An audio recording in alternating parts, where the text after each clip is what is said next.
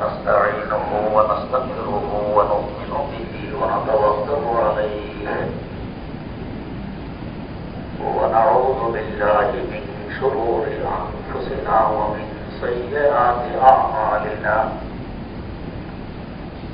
من يهده الله فلا مضل له ومن يضلله فلا هادي له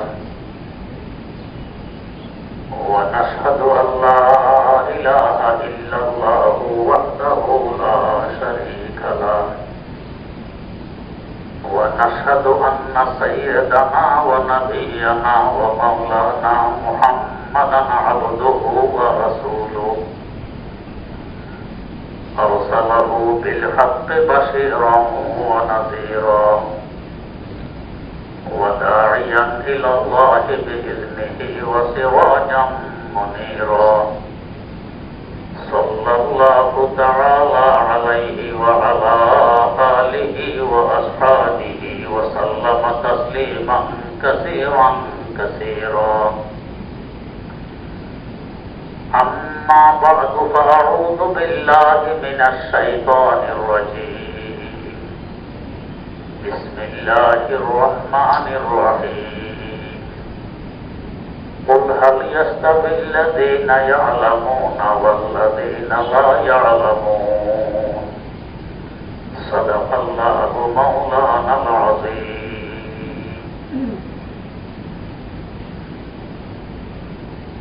বয়ান চলছিল আমরা সকলে চাই আমাদের দাম বাড়ুক, ইজ্জত বাড়ুক, মূল্য বৃদ্ধি হোক, কিন্তু কোন কাজে কোন রাস্তায় গেলে দাম বাড়ে, মূল্য বৃদ্ধি হয় আমাদের অনেকেরই জানা নেই। আল্লাহ রাব্বুল আলামিন মেহেরবানি করে জানায় দিলেন কুরআনে কারীম, বললেন ওয়াল্লাযীনা উতুল ইলমা দারাজাত, যাদেরকে ইলম দেওয়া হয়েছে তাদের মর্যাদা অনেক বেশি। আজকের পঠিত আয়াতে আল্লাহ পাক বলেন, ও নবী বলুন তো, যাদের ইলম আছে আর যাদের ইলম নেই, এই দুই সম্প্রদায় কি কখনো এক হতে পারে? একে বলে ইস্তিফহামে ইনকারিয়া, অস্বীকার বাচক প্রশ্ন। কখনো দুই সম্প্রদায় এক হতে পারে না। কথাটি বুঝাইতে গিয়ে বলা হয়েছিল ইলম কাকে বলে, শিক্ষা কাকে বলে। আমরা তো মনে করি যে কোনো কিছু বোঝার নাম, যে কোনো কিছু জানার নাম শিক্ষা। আমাদের এই মনে করা সঠিক নয়। যদি যে কোনো কিছু জানার নাম ও যে কোনো কিছু বোঝার নাম শিক্ষা হয়, তাহলে বলতে হবে মৌমাছি অনেক বড় শিক্ষিত, শুধু বড় নয়, অনেক বড় শিক্ষিত। বা বই পাখি অনেক বড় শিক্ষিত, মুরগি অনেক বড় শিক্ষিত, ইঁদুর অনেক বড় শিক্ষিত, ওই পোকা অনেক বড় শিক্ষিত। কিভাবে? যেমন ধরো মুরগির কথাই ধরো, মুরগির নিচে কতগুলো ডিম রেখে উপরে মুরগি বসাই দিলে মুরগির দেহের তাপে এক সময় ডিমে বাচ্চা আসে। 20 থেকে 21 দিন মুরগি উপরে বসে থাকে, এরপরে বাচ্চা আসে। আপনি যদি মুরগির ডিমে 1, 2, 3, 4, 5 এভাবে সংখ্যা লিখে সিরিয়াল দিয়ে ডিমগুলো সাজিয়ে রাখুন, পরবর্তীতে দেখবেন আপনার সিরিয়াল ঠিক হয়নি। 1-এর জায়গায় 3, 3-এর জায়গায় 5, 5-এর জায়গায় 2, উলট পালট হয়ে গেছে। কে করেছে? মুরগি নিজে। কেন করে? মুরগি একথা বুঝে, যদি মালিকের সিরিয়াল ঠিক রেখে আমি বসে থাকি, তো যে ডিমগুলো সরাসরি আমার বুকের নিচে, এগুলোতে তাপ লাগে বেশি, যেগুলো পাশে ওগুলোতে তাপ লাগে কম। অতএব হয়তো পাশের ডিমগুলো পচে যাবে অথবা 1 পাস করে বাচ্চা আসবে। নিচে ডিমগুলোতে বাচ্চা আসবে আগে, পাশের ডিমগুলোতে আসবে পরে। যদি পচে যায় পাশের ডিমগুলো, অনেক বড় লস, বড় ক্ষতি। আটপাস করে আসলে মুরগির জন্য মহা সমস্যা। কারণ যে ডিমগুলোতে বাচ্চা এসেছে, বাচ্চাগুলোর দাবি হবে আমাদের মুরগি মা আমাদেরকে নিয়ে বাইরে ঘোরাফেরা করুক ও আমাদের আদারের ব্যবস্থা করুক। পক্ষান্তরে যে ডিমগুলোতে এখনো বাচ্চা আসেনি, এগুলোর দাবি হবে মুরগি আমাদেরকে বুকের নিচে নিয়ে বসে থাকুক। এখন মুরগি কি করবে? বাচ্চার দাবি পূরণ করতে গিয়ে বাইরে ঘোরাফেরা করলে খাঁচার ডিমগুলো পচবে। ডিমের দাবি পূরণ করতে গিয়ে ডিম বুকের নিচে নিয়ে খাঁচায় বসে থাকলে বাচ্চাগুলো কাকচিলের খোরাক হবে। সমস্যা। এবারে একটু বুঝতে চেষ্টা করি।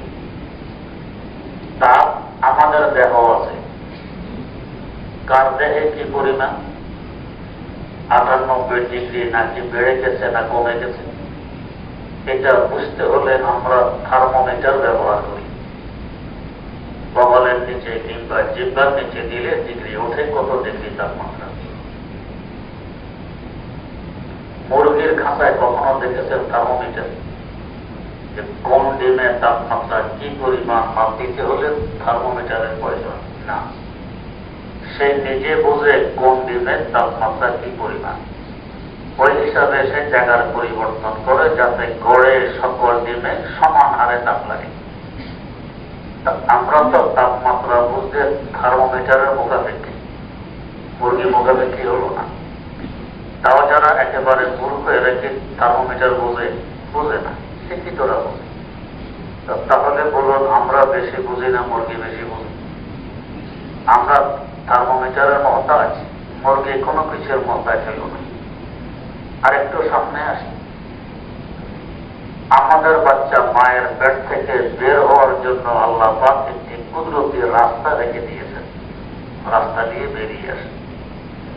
মাঝে মধ্যে সমস্যার সম্মুখীন হলে আমরা হাসপাতালে ফোন করি, অ্যাম্বুলেন্স পাঠাই, রোগী নিয়ে হাসপাতালে পৌঁছি, ডাক্তার আল্ট্রাসাউন্ড করে, বাচ্চার পজিশন দেখে প্রয়োজন বোধে পেট কেটে বাচ্চা বের করে নিয়ে আসে, যাকে সিজার করা বলা হয়। মুরগির ডিমের ভিতর থেকে বাচ্চা বের হওয়ার কোন রাস্তা আছে? নেই। তার মানে প্রত্যেকটি বাচ্চা সিজারের মাধ্যমে বের হয়। তো মুরগিকে দেখেছেন কখনো হাসপাতালে ফোন করতে যে আমার বাচ্চা ভিতরে রাস্তা তো নেই, সিজার লাগবে, অ্যাম্বুলেন্স পাঠান? বা দেখেছেন মুরগির ডিম কতগুলো নিয়ে ডাক্তারের পিছনে পিছনে ঘুরতে, ডাক্তার সাহেব আল্ট্রাসাউন্ড লাগবে, ভিতরে বাচ্চা, রাস্তা তো নেই বের হওয়ার, একটু সিজার করেন না? সিজার সে নিজে করে। করতে করে কেমন ভাবে? যেখানে সেখানে সে ছিদ্র করে না, একসাথে ডিমের খোসাও ফেলে দেয় না, প্রথমে একটি ছিদ্র করে। কোথায় করে? ঠিক যেখানে বাচ্চার ঠোঁট, সেখানে, যাতে বাইরের আবহাওয়ার সাথে সে পরিচিত হতে পারে। হঠাৎ করে ডিমের সব খোসা ফেলে দিলে বাইরের আবহাওয়া তার সহ্য না হতে পারে। এমন কখনো হবে না যে ছিদ্র করার পর দেখা গেছে এখানে বাচ্চার ঠ্যাং, ছিদ্র করার পর দেখা গেছে এখানে বাচ্চার লেজ। না, যেখানে ঠোঁট ওইখানে ছিদ্র। সেটা আল্ট্রাসাউন্ড করলো না, কিভাবে বুঝলো ঠোঁট এখানে? আর আমরা আল্ট্রাসাউন্ড করার যোগ্যতা অর্জন করতে প্রাইমারি স্কুল থেকে নিয়ে মেডিকেল কলেজ, এরপরে গাইনি বিভাগ অন্তত 20 বছর লেখাপড়া করতে হয়েছে। এরপরে আল্ট্রাসাউন্ড, কত মেশিন ব্যবহার, কত কিছু। তারপরেও তো মাঝে মধ্যে ভুল করি। এই হাত কেটে ফেলে, ওখান দিয়ে কেটে ফেলে, বাচ্চার মধ্যে সমস্যা হয়, আমরা ভুল করি। মুরগি 20 মিনিট মেডিকেল কলেজে লেখাপড়া করেছে? করেনি। তাহলে বলুন আমরা বেশি বুঝি না মুরগি বেশি বুঝি? মুরগি বেশি বুঝি। এরপরও তো মুরগিকে কেউ শিক্ষিত বলে না। কেন বলে না? কথা কোথায়? এগুলো শিক্ষার নাম শিক্ষা নয়, এই জন্য শিক্ষিত বলে না। না হয়তো শিক্ষিত বলেছ। মুরগির বাচ্চা ডিম থেকে বেরিয়ে এসেছে আজকে, তার সামনে একটি চাল ভাঙা, যাকে আমরা খুদ বলি, রেখে দেন। পাশে একটি পাথর ভাঙা, খুদের সুরত, খুদের আকার, খুদের রং, আমরাও বুঝবো না কোনটা খুদ আর কোনটা পাথরের কোনা। মুরগির বাচ্চা বোঝে পাথরের কোনা ঠিক খায় না, খুদটি খেয়ে নেয়। আর আমাদের বাচ্চা 2 মাস, 2.5 মাস, 4 মাস, 5 মাস, 6 মাস বয়স, একটু বুঝতে পারে। পায়খানা করেছে, মা আসতে বিলম্ব হয়ে গেছে, আসার পর দেখে মাশাআল্লাহ অর্ধেক পরিষ্কার হয়ে গেছে। কে করছে? বাচ্চা নিয়ে। আরো দেরি করলে পুরোটাই পরিষ্কার হইত। তো সে কি কলের গোড়ায় কিংবা পুকুরের ঘাটে নিয়ে 2 মাসে পরিষ্কার করে? খেয়ে দিয়ে পরিষ্কার করে। সে মনে করে আলুরা। তো আমাদের বাচ্চা বুঝলো না এটা আমাদের খাবার কি খাবার না। মুরগির বাচ্চা বুঝলো তো বেশি বুঝে কে? আল্লামা সাদি রহমতুল্লাহ আলাইহি বলেন, মরগত বাইজা বেরু আয়াত রোসি তলবাদ, মরগত বাইজা বেরু আয়াত রোসি তলবাদ, আদমি জাদা নাদা নাদ খেলাতো রাখলো তুমি, আদমি জাদা নাদা নাদ খেলাতো রাখলো তুমি। মুরগির বাচ্চা বোঝে, আমাদের বাচ্চা বোঝে না। এই আজকের জন্ম নেওয়া মুরগির বাচ্চা 15 হাত উপরে একটি 1-1.5 বিঘা লম্বা কাক উঠতেছে। দেখা মাত্র এক দৌড়ে তার মায়ের পাখার নিচে এসে আশ্রয় গ্রহণ করে। পক্ষান্তরে 4-5 হাত লম্বা একটি গরু তার উপর দিয়ে চেক দিয়ে পেরিয়ে পার হয়ে যায়। বাচ্চা মোটো ভাগে না। কেন? ওইটা দূরে এবং ছোট, তার বড় ভাগে, এটা কাছে এবং বড়, এর বড় ভাগে না। বাচ্চা বুঝে ওইটা আমার শত্রু। ছোট হলে কি হবে, 15 হাত দূরে থাকলে কি হবে, এটা আমার জীবন কেড়ে দিবে। গরু বড় হলে কি হবে, কাছে থাকলে কি হবে, এটা আমার শত্রু নয়, সে শত্রু মিত্র বুঝে। আমাদের বাচ্চা কারেন্ট চলে গেছে, যারা কিংবা মোমবাতি জ্বালাইয়েছেন, বাচ্চা হাঁপড় দিতে পারে। যারা আগে কাছে গিয়ে হাত বাড়াছে ওইটা দৌড়বে। আবার তো আগে ভাগে হাঁ করো, এটা খাবে। বোঝে না এটা ধরার বস্তু না খাওয়ার বস্তু। সাপ পাইলে সাপরও গান ধরবে, যে বোঝে না কে আমার শত্রু কে আমার মিত্র। তাহলে বেশি বোঝে কে? মুরগি। এরপরও তো মুরগিকে কেউ শিক্ষিত বলে না, কেন? কথা কোথায়? আজ পর্যন্ত কোন মুফতি সাহেব ফতোয়া দিয়েছে যে মুরগিকে শিক্ষিত বলা যাবে না? কোন রাষ্ট্র আইন করেছে যে মুরগিকে শিক্ষিত বলা যাবে না? আইনও নেই, ফতোয়াও নেই, তারপরও কেন বলে না? এগুলো জানার নাম শিক্ষা নয়, তাই বলে না। আমরা ওষুধ বানাই, খাবার প্রস্তুত করি, খাবারের প্যাকেটে, ওষুধের প্যাকেটে কি ডেট লেখা থাকে। এর ভিতরে ভিতরে খাবার ব্যবহারযোগ্য, ওষুধ সেবনযোগ্য। ডেট কভার হয়ে গেলে এ খাবার আর ব্যবহার করা যাবে না, ওষুধ সেবন করা যাবে না। উপকারের পরিবর্তে ক্ষতি হতে পারে। এবং আমরা যে ওষুধ বানাই, এক রোগের জন্য এক ওষুধ। খুব কম ওষুধ এমনই আছে কয়েক রোগের জন্য কাজ করে। কিন্তু মৌমাছি ওষুধ বানাইল, যাকে আমরা বলি মধু, যার ওষুধের সার্টিফিকেট স্বয়ং আল্লাহ রাব্বুল আলামিন দিয়েছেন। আল্লাহ পাক কোরআনে কারিমে বলেন, ওয়া রাব্বুকা ইলান নাহলি আনিত্তাখিযি মিনাল জিবালি বুয়ুতা ওয়া মিনাশ শাজারি ওয়া মিম্মা ইয়ারদিশুন সুম্মা কুলি মিন কুল্লি সামারাতি ফাসলুকি সুবুলা রাব্বিকি যুলুলা ইয়াখরুজু মিন বুতুনিহা শারাবুম মুখতালিফুন আলওয়ানুহু ফীহি শিফাউন লিন-নাস ইন্না ফী যালিকা লাআয়াতান লিকাওমিন ইয়াতাফাক্কারুন। আল্লাহ পাক মৌমাছিকে জানাই দিলেন, তোমরা ঘর নির্মাণ করো, মৌচাক বাঁধো। কোথায়? গাছের ডালে, ঘরের চালে, পাহাড়ের চূড়ায়। এরপরে ফাসলুকি সুবুলা রাব্বিকি যুলুলা, তোমার রবের বাতানো রাস্তা অনুযায়ী আজিজি বিনয়ী ইনকিসারির সাথে, নম্রতার সাথে চলতে থাকো। ফুলের রস আহরণের লক্ষ্যে। যারা মৌমাছি নিয়ে গবেষণা করেন তারা বলেন, একটি ফুলের রসের খোঁজে মৌমাছি 80 কিলোমিটার পর্যন্ত দূরে চলে যায়। সে খুঁজতে খুঁজতে 80 কিলোমিটার দূরে গিয়ে ফুল পেলে এক চিমটি রস মুখে নিয়ে আবার 80 কিলোমিটার রাস্তা অতিক্রম করে মৌসাকে ফিরে, কখনো রাস্তা বলে না। আর আমরা এখন না, পাড়ায় পাড়ায়, গ্রামে গ্রামে বাজার, মহল্লা মহল্লায় বাজার। আগের যুগে 3, 4, 5, 10 কিলোমিটার দূরে হাট বসত, সপ্তাহে একদিন কিংবা 2 দিন। তো লোকেরা হাটে যেত, বাজার সাজার করে রাত্রে বাড়ি ফিরত। ফেরার পথে মনে হয় আজকের হাঁটা কি দ্রুত, কোনো ক্লান্তি নেই, নিমিষে বাড়ি পৌঁছে দাও। এর মধ্যে দেখে আজান শোনা যায়, তো মুয়াজ্জিনকে গালি দেয়, মুয়াজ্জিন দিশা হারিয়ে ফেলছে, এসার সময় ফজরের আজান দেয়। একটু ঘরে দেখে সূর্য উঠতেছে, সর্বনাশ, দিশা তো মুয়াজ্জিন হারায়নি, দিশা আমি হারাইছি। বাড়ি থেকে উল্টা 10 কিলোমিটার দূরে চলে গেছে। একে বলে দিয়াবুত। এই দিয়াবুতে ধরে রাস্তা রাস্তায় ঘুরায়, বাড়ি চিনে না। অথচ প্রতি সপ্তাহে 1 বা 2 বার বাজারে আসে, এরপরও বাড়ি বলে 3, 4, 5, 10 কিলোমিটার মাত্র দূরত্ব। আর মৌমাছির নতুন রাস্তা অতিক্রম করে 80 কিলোমিটার দূরে গেল, আবার 80 কিলোমিটার অতিক্রম করে বাসায় ফিরল, সে কখনো রাস্তা বলে না। তাহলে বিচক্ষণতা আমাদের বেশি না মৌমাছির বেশি? আমরা বেশি বুঝি না মৌমাছি বেশি বুঝি? আল্লাহ পাক মৌমাছির বানানো ওসব মধুর কথা বলছেন, ফিহে শিফাউল লিন্নাস, মানুষের জন্য শিফা, আরোগ্য। মদ ব্যতীত সকল রোগের এক ওষুধ, সকল রোগের জন্য চিকিৎসা, যেমন মহা ওষুধ। এবং আমাদের ওষুধ নষ্ট না হওয়ার জন্য আমরা স্পিরিট ব্যবহার করি, অ্যালকোহল ব্যবহার করি।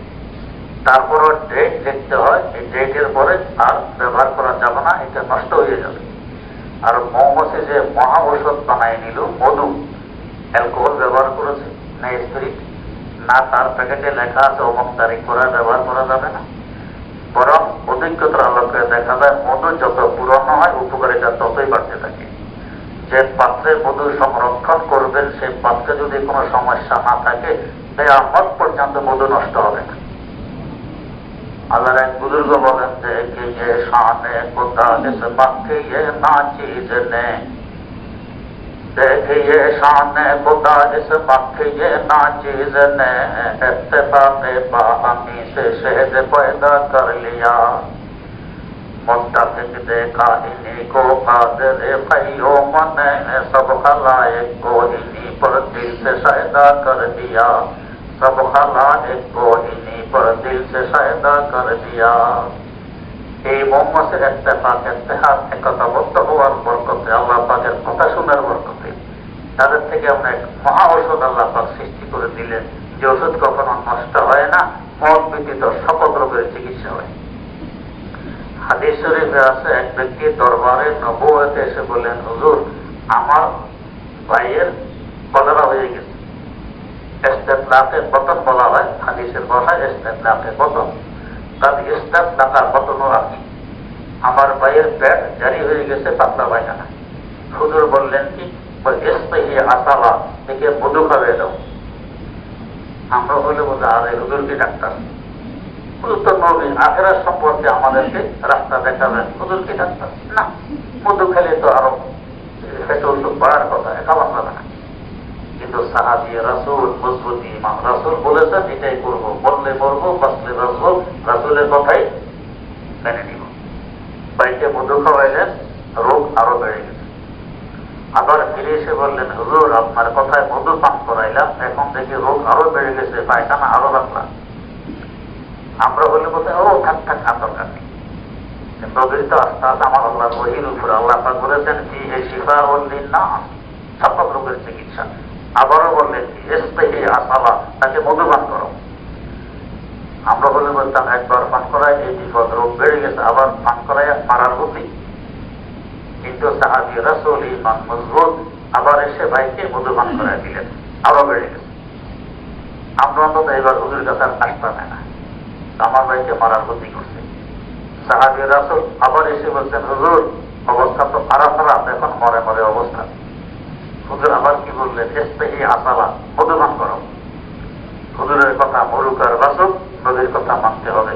আবার গিয়ে মধু পান করাইলেন, ভালো হয়ে গেছে। এবার ফিরে এসে বলতেছেন, হুজুর আমার ভাই তো এখন পূর্ণ সুস্থ। হুজুর বললেন কি, সাদাক বললাম আল্লাহ রাসূলের কথায় সত্য, তোমার পায়ের ফ্যাট ছিল নিচে, পায়ের পেটে কিছু সমস্যা ছিল যাকে বলে মাথায় ফাসাদ, মধ্যেগুলোকে বের করে দিয়েছে, এখন সুস্থ হয়ে গেছে। তো মধুর সকল রোগের চিকিৎসা এবং নষ্ট হয় না, প্রস্তুত করলো কে? মৌমাছি। আর আমাদের প্রস্তুতকৃত খাবার নষ্ট হয়, ওষুধ নষ্ট হয়, অথচ আমরা স্প্রিট ব্যবহার করি, অ্যালকোহল ব্যবহার করি। তাহলে বলেন তো আমরা বেশি বুঝি না মৌমাছি বেশি বোঝে? আমরা বেশি জানি না মৌমাছি বেশি জানে? এরপরও তো মৌমাছিকে কেউ শিক্ষিত বলে না। আমরা বস্তা ঝুলে সুতলি, রশি, নাইলনের রশি ব্যবহার করে বস্তা ঝুলে গাছের ডালে ঘরের সার দিই। মাঝে মাঝে রশি ইঁদুরে কেটে দেয়, বস্তা পড়ে, অথবা রশি দুর্বল হইতে হইতে একসময় ছিঁড়ে পড়ে। মৌমাছি বস্তা ঝুলে এলো গাছের ডালে। শুনেছি সুন্দরবনে কোন কোন মৌচাকে 1 মণ পর্যন্ত মধু পাওয়া যায়। মৌচাকের ওজন হয় প্রায় আধা মণ। 1.5 মণ ওজনের বস্তা ঝুলে এলো গাছের ডালে, সে কি রশি ব্যবহার করেছে না ব্যবহার শিখল? কিছুই করেনি। তার বাসাতে কোনোদিন ইঁদুরে কাটার সাহস পায়নি, কখনো ছিঁড়েও পড়েনি। তাহলে আমরা বেশি বুঝি না মৌমাছি বেশি বুঝি? আমরা বাড়িঘর নির্মাণ করি কত কামরা? 5, 7, 10, 20 না 50 কামরা। যদি ইঞ্জিনিয়ারকে বলতে প্রত্যেক কামরা 1 মাপের হবে, চুল বেশ কমাতে পারবে না। ঘর নির্মাণের পরে মাপ দিয়ে দেখবেন এটা 1 ইঞ্চি বড়, এটা আধা ইঞ্চি ছোট, এটা এখানে একটু বেশ কম, এখানে একটু, একদম অ্যাকুরেট 1 মাপের হবে না কোনোদিন। কিন্তু মৌমাছি যে তার বাসা নির্মাণ করে, ভিতরে হাজার হাজার কামরা, 10-20 নয়। তাফসীরে মারিফুল কোরআনে লেখা আছে, আপনি কামরাগুলোকে মাপ দিয়ে দেখুন, 1 চুল বেশ কম পাবেন না, সব কামরা 1 মাপের। আমাদের 1 কামরা আমাদের বাচ্চা 5-7 জন একসাথে ঘুমাইতে দেয়। কিন্তু মৌমাছির দৃষ্টিতে তার বাচ্চাদের মূল্যায়ন কত? 1 বাচ্চার জন্য 1 কামরা বরাদ্দ, 1 কামরার 2 বাচ্চা থাকবে না। আমরা ঘর নির্মাণ করার পর দেখি জায়গাটা নষ্ট হয়ে গেছে, ব্যবহারের কোনো সুযোগ নেই। এর আগে কত মাস্টার প্ল্যান, কত ইঞ্জিনিয়ার দিয়া নকশা নেন, তারপরও জায়গা নষ্ট হয়। আর মৌমাছি যে হাজার হাজার কামরা বানাইল, 8 কোণ বিশিষ্ট কামরা, দেখবেন 1 চুল পরিমাণ জায়গা নষ্ট নেই। তাহলে আমরা বড় ইঞ্জিনিয়ার না মৌমাছি? এরপরও তো মৌমাছিকে কেউ শিক্ষিত বলে না কেন? এগুলো জানার নাম শিক্ষা নয়, তাই বলেন। আমরা ঘর বাড়ি নির্মাণ করি, পাথর, সিমেন্ট, সিলেকশন বালি, সাদা বালি, রড, কত কিছু ব্যবহার করছি, কত ইঞ্জিনিয়ার। এরপরও মাঝে মাঝে দোষে পড়ে। ওই বোকা ঘর বাড়ি নির্মাণ করে পুকুরের পাড়ে বা ঘাড়ের নিচে, তাদের হিসাবে তাদের বাড়িতে কত তালা হবে? আমরা তো 5 হাত 6 হাত লম্বা হই, আমাদের বিল্ডিং 10-11 ফিট হাইট হয়, উপরে গেলে 9 ফিট হাইট হয়। আর এই মধু পোকা কতরে বসে? 100-4 ভাগে কি কয়? ওই পোকা 100-4 ভাগের 1 ভাগ নয়। এই হিসাবে তার বাড়ি কত তালা হবে? তার বাড়ি যখন শুকিয়ে যায়, হাতুড়ি দিয়ে লাঠি দিয়ে পিটাইলেও নামতে পারবেন না। সে তো রড ব্যবহার করেনি, সিমেন্ট ব্যবহার করেনি, পাথর ব্যবহার করেনি, সিলেকশন বালিও ব্যবহার করেনি, ওইটা কেন ভাঙে না? ভিতরে কত প্রকারের কামরা, কত প্রকারের রাস্তা, হাইওয়েও আছে, বড় বড় রাস্তা, ছোট ছোট গলিও আছে, ছোট কামরা বড় কামরা, কত মসৃণ ভাবে বানায় রাখছে। তাহলে আমরা বেশি বুঝি না ওই বোকা বেশি বুঝি? এরপরও তো ওই বোকাকে কেউ শিক্ষিত বলে না কেন? এগুলো জানার নাম শিক্ষা নয়, তাই বলে না। বগুই পাখি ঘর বাড়ি নির্মাণ করে তাল গাছের পাতার আগায়। গ্রামগঞ্জে যারা আগে থেকেছেন দেখেছেন বগুই পাখির বাড়িঘর। এই তাল গাছের পাতার আগায় আপনি যদি কিছু ঝুলাইতে চান, যত কষে আপনি পাম দিবেন রাখতে পারবেন, এটা বৃষ্টি পড়ে যাবে। বগুই পাখি তার বাড়িঘর সেখানে ঝুলাই রাখলো, তুফানে পিটতে পিটতে গাছের ডাল পর্যন্ত ভেঙে ফেলে দেয়, বাসা ফেলাইতে পারে না। বলুন তো কেমন ইঞ্জিনিয়ার? এবং তার বাড়িঘর নির্মাণ করে শুধু তাল পাতা, অন্য কিছু নেই। নিজস্ব কামরা আছে, ডিম পাড়ার কামরা আছে, বাচ্চা রাখার কামরা আছে, ঘরের দুয়ারও আছে। আমরা আলোর জন্য কারেন্ট ব্যবহার করি, কেন্দ্র থেকে খাম্বার মাথায় তার দিয়ে সংযোগ দিই, এরপরে আলো আসে। মাঝে মধ্যে তুফান তাফানে খাম্বা উল্টে পড়ে, তার ছিঁড়ে যায়, আমরা অন্ধকারে ডুবে থাকি। তা না হলেও লোডশেডিং তো থাকে। বগুই পাখির ঘরের দুয়ারে রাতের অন্ধকারে তাকে দেখবেন বাতি চলে, কারেন্ট ব্যবহার করতে। কোথেকে? দিনের বেলায় জোনাকির কল্লা টিপে টিপে বাসার ধরে দিয়ে স্তূপ দিয়ে রাখে। রাতের অন্ধকার যতই বাড়ে আলো তত বাড়ে। ঠান্ডা উঠে পড়ার ভয় নেই, লোডশেডিংয়ের আতঙ্ক নেই, রাত ভর সে আলো ব্যবহার করতে থাকে। তাহলে আমরা বেশি বুঝি না বাবুই পাখি। এরপরও তো বাবুই পাখিকে কেউ শিক্ষিত বলে না। কেন? এগুলোর শিক্ষার নাম শিক্ষা নয়, তাই বলে না। যখন দুই দেশে যুদ্ধ শুরু হয় তো সৈন্যরা মাটির নিচে বাংকার খনন করে, বাংকার, সেখান থেকে গুলি করে যুদ্ধ করে যাতে শত্রুর টের না পায় যে আমি কোথায়। কিন্তু ভয়টাকে যদু শত্রুর টের পেয়ে গেল, আমাকে তো বাঁচতে হবে। তো মাটির নিচ দিয়ে দূর পর্যন্ত একটি চোরা রাস্তা খনন করে রাখে। আমাদের লাস্টানের ব্রিটিশ আমলের বাংকার এখনো আছে, তালাই করে।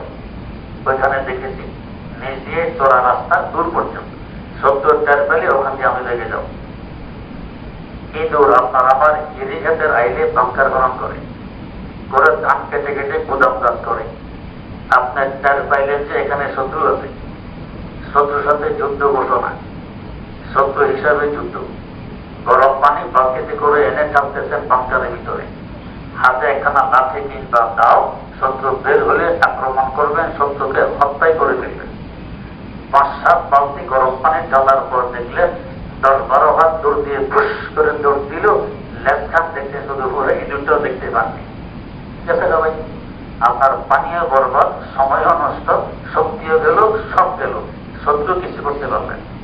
এই বাংকার খনন করতে তো আগে ট্রেনিং দিতে হয় ক্যান্টনমেন্টে, তারপরে বাংকার খননের প্রশ্ন। ইঁদুরকে দেখেছেন ক্যান্টনমেন্টে আর্মি অফিসারের পিছনে ঘুরতে, যে স্যার যুদ্ধ আমাদেরও হয়, বাংকার খনন করা লাগে, একটু ট্রেনিংটা দিয়ে দেন, বাংকার খনন করতে হবে না। ট্রেনিং ছাড়াই সে বাংকার খনন করে, পাতার রাস্তাও রাখে। তাহলে আমরা বেশি বুঝি না ইঁদুর। এরপরও তো ইঁদুরকে কেউ শিক্ষিত বলে না। কেন বলে না? এগুলো জানার নাম শিক্ষা নয়, তাই বলে না। না হয় কোথাও বাধা তো নেই শিক্ষিত বলতে। তাহলে বোঝা গেছে যে কোনো কিছু জানার নাম, যে কোনো কিছু বোঝার নাম শিক্ষা নয়। কি জানার নাম বোঝায় শিক্ষা, কি বোঝার নাম শিক্ষা। এটা বলতে গিয়ে বলেছিলাম যে আমরা সাধারণত কোনো কিছু জানার জন্য, বোঝার জন্য প্রথমে আমাদের দেহের 5টি অঙ্গ ব্যবহার করে থাকি, যেগুলোকে পঞ্চ ইন্দ্রিয় বলে থাকি। প্রথম দৃষ্টান্ত ছিল চোখের দৃষ্টান্ত। চোখ দিয়ে বুঝি এটা কি, গরু না ছাগল না বিল্ডিং না অন্য কিছু। কিন্তু এই চোখ সবসময় আমাদেরকে সঠিক তথ্য দেয় না, দিতে পারেও না। যেমন বলেছিলাম, সূর্যের দিকে তাকাইলে দেখা যায় একটি ভাতের প্লেটের নেয়, চোখ বুঝতেছে। অথচ আমাদের 20 কোটি বর্গ মাইল আয়তনের পৃথিবী থেকে 13 লক্ষ গুণ বড় হল সূর্য। এমন বিরাট বিশাল সূর্যকে চোখ বলতেছে ভাতের প্লেট। সত্য না অসত্য? অসত্য। চোখ ধোকা দিয়ে। আমরা প্রচন্ড খরার সময় হাইওয়েতে গেলে 100-150-200 মিটার সামনের দিকে তাকালে দেখি পানি। যত আমি সামনে যাই পানিও সামনে যায়। আসলে মোটো পানি নয়, এগুলো মরিচিকা, চোখের ধোকা। তো বোঝা গেছে চোখের মাধ্যমে যা বুঝবো, যা এটা ধোকা মুক্ত নয়, ত্রুটি মুক্ত নয়, প্রদর্শন মুক্ত নয়, অতএব এটা শিক্ষাও নয়। শিক্ষার সংজ্ঞা বলেছিলাম গত সপ্তাহে, যে জানার মধ্যে ধোকা নেই, ত্রুটি নেই, মিথ্যা নেই, প্রদর্শন নেই, প্রতারণা নেই, এমন সলিড জানাকে বলে শিক্ষা। বুখারী শরীফ শিক্ষা অধ্যায় খুলে দেখুন শিক্ষাটা কেমন। আমরা জানার জন্য ব্যবহার করি কান। আওয়াজটি কান। কিসের আওয়াজ? কি আওয়াজ? কান ব্যবহার করি। এক ব্যক্তি বলতেছে তুফান আসতেছে। কিভাবে বুঝতেছ? যে শাঁ শাঁ আওয়াজ শোনা যাচ্ছে। আর ওই ব্যক্তি বলে না, তুফান তুফান তো নেই। হয়তো ওই ব্যক্তি বদির তাই শাঁ শাঁ আওয়াজ শোনে না, অথবা এই ব্যক্তির কানের সমস্যা এমনি এটা শোঁ করে। দুজনে একজন একান্ত মিথ্যা বলল। অতএব কানের মাধ্যমে যা শিখবো জানবো এটাও শিক্ষা নয়, যেহেতু ত্রুটি মুক্ত নয়, ধোকা মুক্ত নয়। আমরা অঙ্গক বস্তুতে ঘ্রাণ না গন্ধ বোঝার জন্য নাক ব্যবহার করি। গোলাপ ফুল একজোড়া নাকে দিলাম, সঙ্গে বলে ঘ্রাণ গন্ধ কিছুই নেই। আর একজোড়া নাকে দিলে মাশাআল্লাহ কি সুন্দর মিষ্টি ঘ্রাণ। হয়তো এর নাকে সর্দি উপলব্ধি করতে পারতেছে না। দুইজনের একজনের নাক তো মিথ্যা বলল। অতএব নাকের মাধ্যমে যা বুঝবো এটাকে শিক্ষা মিথ্যা বলা যাবে না, যেহেতু ত্রুটি মুক্ত নয়, ধোঁকামুক্ত নয়। তেমনিভাবে জিব্বা এক টুকরা গুড় ভেঙে একজনের মুখে দিলাম, আরেকজনের মুখও দিলাম। একজন বলে মাশাআল্লাহ বড় মিষ্টি, আরেকজন বলে ঠোঁট তিতা, কি দিয়েছ মুখে? ওর হয়তো গায়ে জ্বর, মিষ্টি বস্তুও তিতা লাগে। তো যে কোনো একজনের জিব্বা তো মিথ্যা বলে দিল। অতএব জিব্বার মাধ্যমে যা শিখবো জানবো, এটাকেও শিক্ষা বলা যাবে না, যেহেতু ত্রুটি মুক্ত নয়, ধোঁকা মুক্ত নয়। চামড়ার মাধ্যমে যা জানবো, একজন বলে ভাই কম্বল দেন, শীত লাগতেছে, আরেকজন বলে ফ্যান ছাড়ো, কামাই গেছে। একই কামরার ভিতরে দুই ব্যক্তি, এক কামরার ভিতরে গরম ঠান্ডা তো একাত্রিত হওয়া সম্ভব নয়। তাহলে কার কথা মৃত্যু? হয়তো পরিমাণের কনকনে শীত, এর প্রেশার, এই জন্য গরম লাগে, অথবা চৈত্র মাসে প্রচন্ড গরম, ওর জরুর সেটাই শীত লাগে। তো যে কোনো একজনের চামড়া তো মিথ্যা তথ্য দিল। অতএব চামড়ার মাধ্যমে যা বুঝবো জানবো, এটাও শিক্ষা না, কেন ত্রুটি মুক্ত নয়। আল্লাহ রাব্বুল আলামিন এগুলোর ভুল ধরিয়ে দেওয়ার জন্য এবং এর একটা নির্দিষ্ট গণ্ডিতে চলে, এর বাইরে চলার জন্য আরেকটি নিয়ামত আমাদেরকে দান করেছেন। এই নির্দিষ্ট গণ্ডির বাইরে 5টি অঙ্গ কাজ করতে পারে না। যেমন আমরা আওয়াজ করি শোনেকে কান, নাক যদি বলে মুখের অধিক নিকটে আমি, কান তুমি তো দূরে, আজ থেকে শুনবো আমি, তুমি শুনতে পারবে না। লাভ হবে নাক সাথে, কিন্তু শুনবে না, তার গণ্ডির বাইরে। এর বাইরে চলার জন্য আল্লাহ পাক আরেকটি নিয়ামত দান করেছেন এবং এদের ভুল ধরিয়ে দেওয়ার জন্য আরেকটি নিয়ামত দান করেছেন। আল্লাহ পাক তৌফিক দিলে সমৃদ্ধময় হবে ইনশাআল্লাহ। সুবহানাল্লাহি ওয়া বিহামদিহি, সুবহানাল্লাহি ওয়া বিহামদিহি, আশহাদু আল্লা ইলাহা ইল্লা আনতা, আস্তাগফিরুকা ওয়া আতুবু